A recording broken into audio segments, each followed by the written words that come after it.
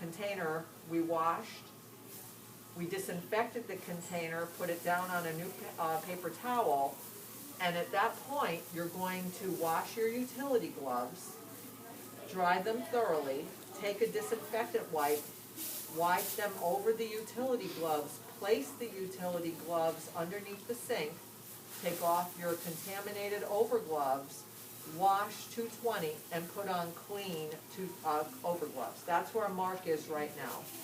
With the clean overgloves, he's going to now obtain the patient treatment gloves that he would wear when working on a patient. So he's going to be using a combination of overgloves and patient treatment gloves, and he knows he wears a large, so he wants to make sure that they're in the cabinet. So with overgloves, you're obtaining the patient treatment gloves. You're removing an overglove, putting on the patient treatment glove, putting the overglove back on, and repeating with the second hand. So the patient treatment glove is going on now, covered by an overglove. At this point, he's going to take 7 paper towels. He's going to place 2 of those paper towels on the counter, 2 in drawer 3 and 2 in drawer 5. And if you're using an opposite side, it could be drawers 2 and 4, or if it's an end unit, it could be any one of the drawers.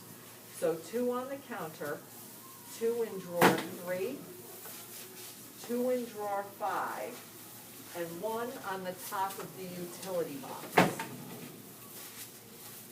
So 7 total, and then he's also going to obtain an extra pair of overgloves, and he's going to place them in the drawer 3 underneath the keyboard and the mouse for use in just a bit. So a pair of overgloves into one of the drawers in order to use in just a bit, and that would be the drawer underneath that keyboard and that mouse, that next available drawer. So extra pair of overgloves into the drawer, and then he's going to go obtain the yellow tackle box and the clipboard. Okay, so he's heading to either dental materials lab or the private treatment room this semester. Next semester, spring semester, they would only be found in the private treatment room. Okay? So what he's going to do now is introduce the patient treatment supplies to the area. We're not going to use utility gloves because they're more contaminated, and we're going to be using something right now that the patient is going to have in their hands, or you're going to have in your hand working with the patient. So with patient treatment gloves and overgloves on, he's obtaining the clipboard and the kit. The first thing he's going to do is sanitize the clipboard, top to bottom. So the front of it, the back of it, the sides of it, and the clip itself. And then he's going to place it into that drawer number 3 on one of the clean paper towels.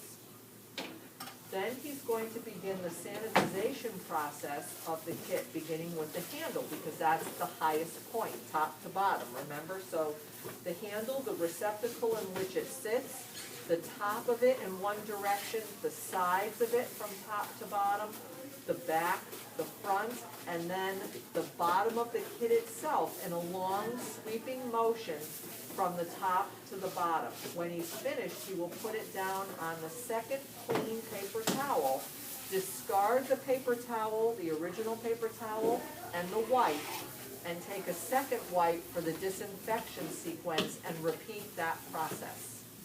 So the handle, the receptacle in which it sits, the top of the kit, the sides of the kit, the front, the back, and then the bottom. And when he's done, he'll put it down on the same paper towel, discarding the wipe, the disinfectant wipe, and the overgloves. So this is why he needed a second pair of overgloves in the drawer. So he's discarding the wipe and the overgloves. He's going to obtain the new overgloves, and then he's going to begin the sanitization sequence of the patient treatment supplies. So you're going to put on your new overgloves, unlock your kit, and begin wiping one by one the things you're going to utilize for patient treatment. So the kit's going to be opened. He'll obtain the wipe, and you'll begin to take out the things like the pens, the pencils, the highlighter, the patient handheld mirror, etc. And you're going to see what he's going to do now is place those items on top of the already sanitized clipboard in the drawer 3 there. So that's the patient handheld mirror, okay, wiping that top to bottom, including the handle, and again, right on top of the clipboard. So for the sanitization wipe, everything is being wiped as it's coming out of the box, and then it's being placed on top of the clipboard. So you have your stethoscope,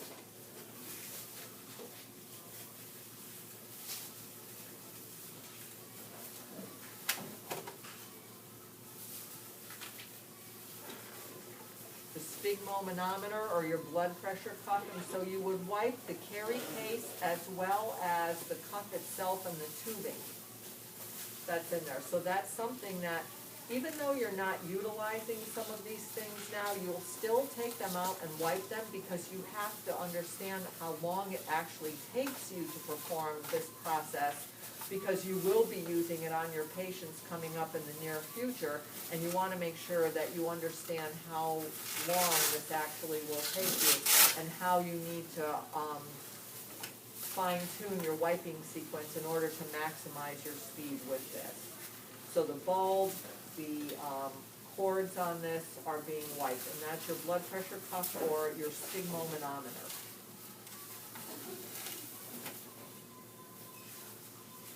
And then you proceed with everything else that you're going to be needing for patient treatment.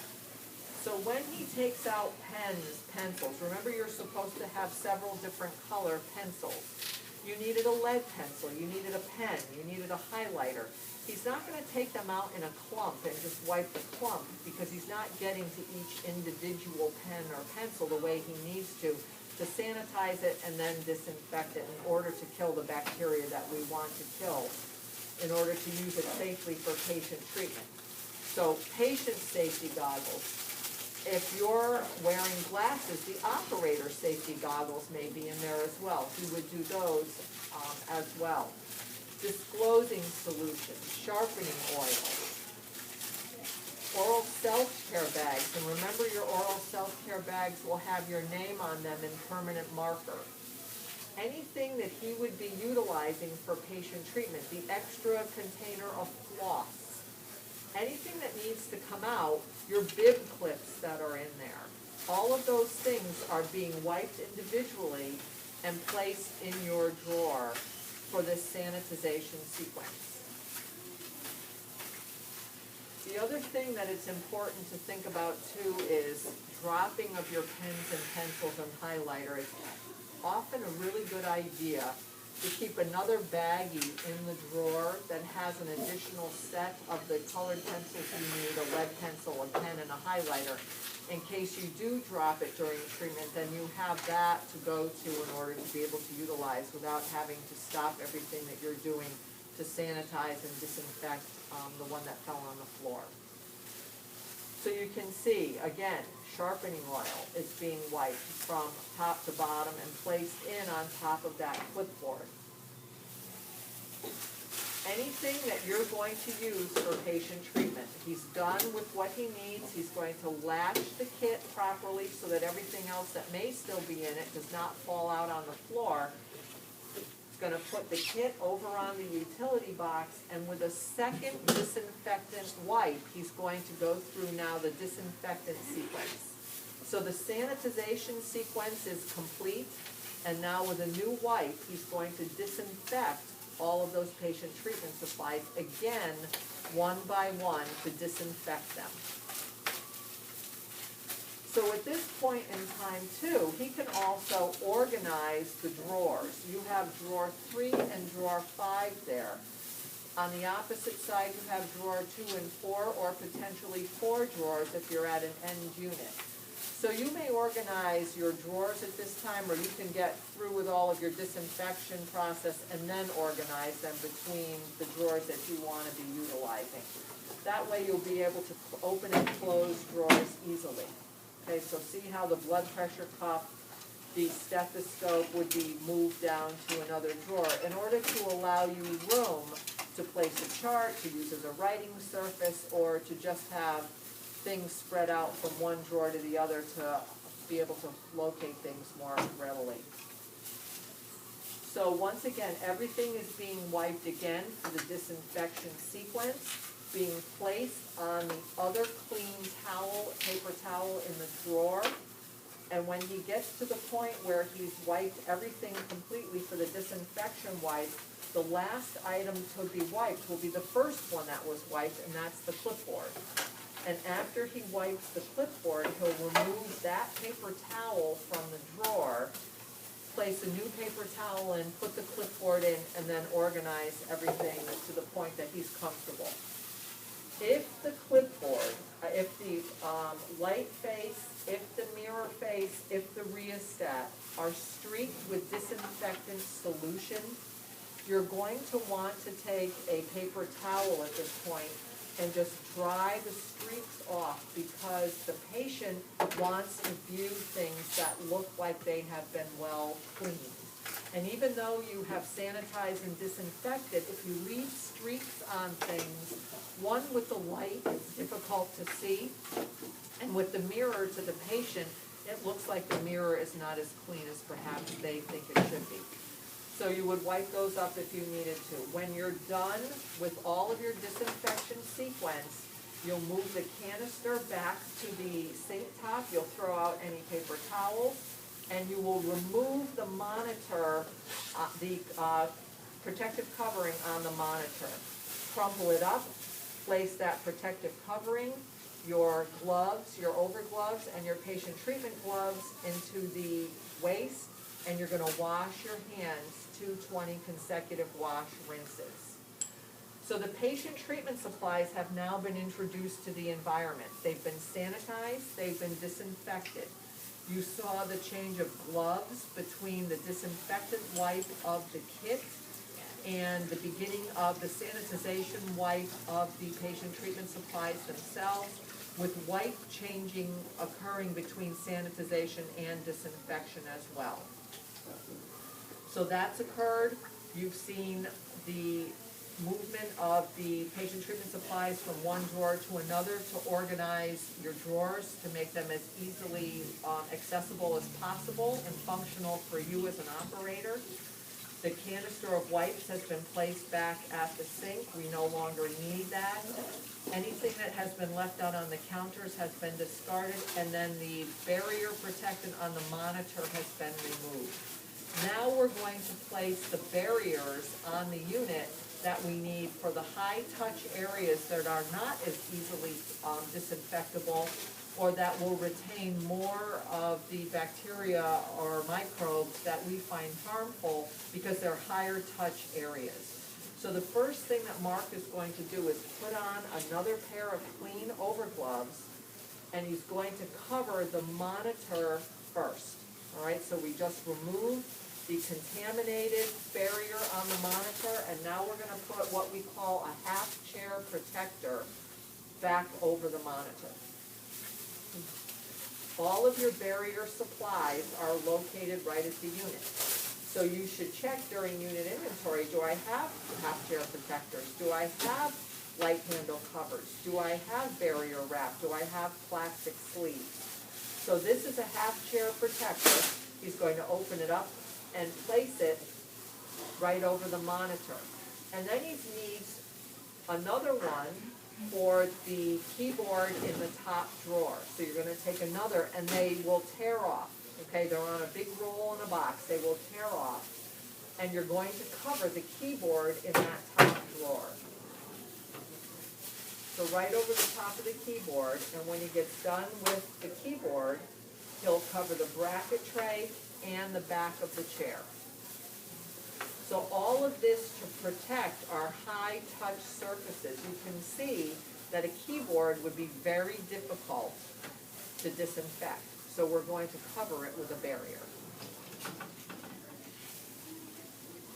Another chair protector over the bracket tray, and another chair protector over the back of the chair itself. Again, the bracket tray, many areas that we touch, and this protects it where there are a lot of grooves and difficult areas for us to disinfect. So he'll place that over the bracket tray, and then another protective cover right over the back of the chair.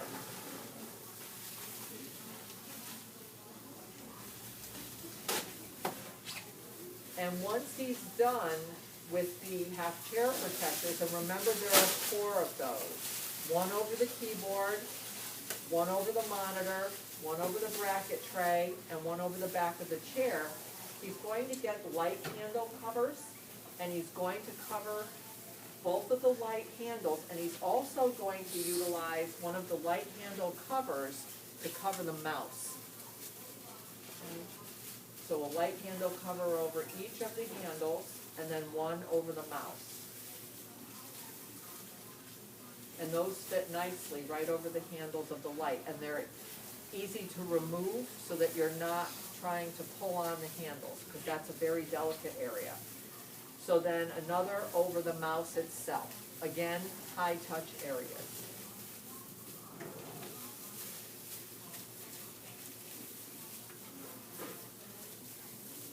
And then what he's going to do is obtain 4 plastic sleeves. And he's going to use those to cover the air-water syringe, the 2 high and slow speed evacuations, and the handle of the mirror. Next semester, we'll be adding to that with the slow speed handpieces and the slow speed hose. But that will be something that we'll discuss in the end of January.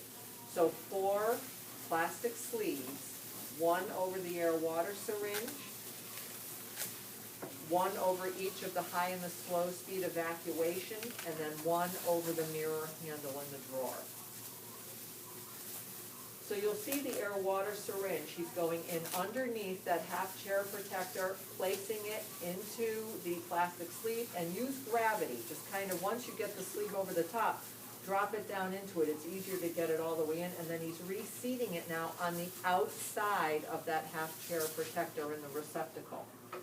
The high-speed evacuation will be the same thing, right over the top, pull it down, and then reseat it in the receptacle. And the same thing with the slow speed evacuation.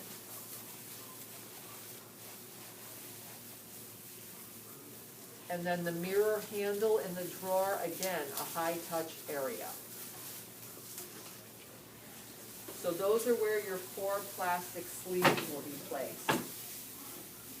You've noticed he hasn't taken any of the boxes out of the cabinet, right? He's gone into the cabinet with clean overgloves on to obtain what he needs. The barrier wrap, he may decide he wants to take out of the cabinet. Sometimes it's easier to use it. If he does, he's going to keep it out away from his lab coat. He's going to place it on a paper towel on the countertop if he needs to put it down. And he's not going to wear it around his wrist as a bracelet for easy access, because you would be contaminating that entire roll if you put it up against your lab coat.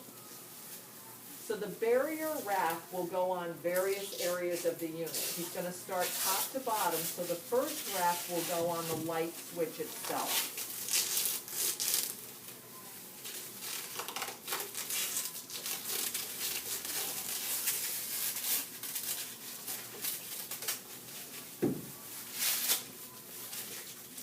Sometimes they're hard to tear apart. So you'll see there's a little seam there. See how he's covering the back of that light switch. So you want to adhere the barrier to the barrier. You really don't want to try to compress it over the switch. It becomes difficult to remove. Then the paddles of the operator's stool. So over the top, again compressing the wrap to the wrap over each stool. And the same thing with the assistant stool or an operator stool on the other side, depending on what you have at your unit. The other things that he's going to barrier is he's going to place one on the bracket tray arm for the biohazardous waste bag over each of the armchair release buttons, the silver buttons there on either side. He'll place a barrier over the cup and cuspidor dispense buttons, as well as the portals for the ultrasonics down below. And if you noticed, he put that barrier over the buttons for water flow horizontally versus vertically. If you place it vertically and the water hits it when it comes out of the spout, it will be like a glassy surface and the water will go all over the floor. So you want to put it horizontally, not covering the cup area. So over the chair has been done on this side. He's now going to cover soap dispensers at the unit. So anything that has a pump on it must be covered. So the top of the soap that you're utilizing to wash your hands, the antimicrobial, the top of the hand sanitizer, the top of the soap dispenser at the unit, even though we are not using it. And if you're at the sink at Unit 1 where the eye wash station is and there are handles, you would also cover the handles of the sink down at that unit. So all of the barriers now are on the unit. He's going to put the barrier wrap away, and he's going to obtain the cassette that belongs to him. So he's going to remember what the number of the cassette is that he was given, and he's going to go to the cabinet doors on the outside of clinic, and he's going to obtain a cassette. And remember, you're going to look at the indicator strips on that cassette to make sure that they have turned dark to indicate that they've gone through the sterilization process. And he's going to place the cassette right on the bracket tray and now create a safe patient entry for the patient to come into the environment. So you're swinging the light out of the way, the bracket tray, the chairs. You're lowering the chair to a comfortable height for patient access. Rheostat out of the way. He'll lower the arm on the side of the patient chair. And if there is anything on the floor, paper towels, anything, wipes that you may have dropped, this would be a point in time where you would start to think about that. And he's also going to place the biohazardous waste bag at the unit for the biohazardous waste that we would utilize here. Okay? So you also want to be very familiar with what regulated waste is and what would belong in this biohazard bag. So this is all set. Now he's surveying the floor to ensure that there is nothing in the way of the patient, and he's completed the unit preparation process.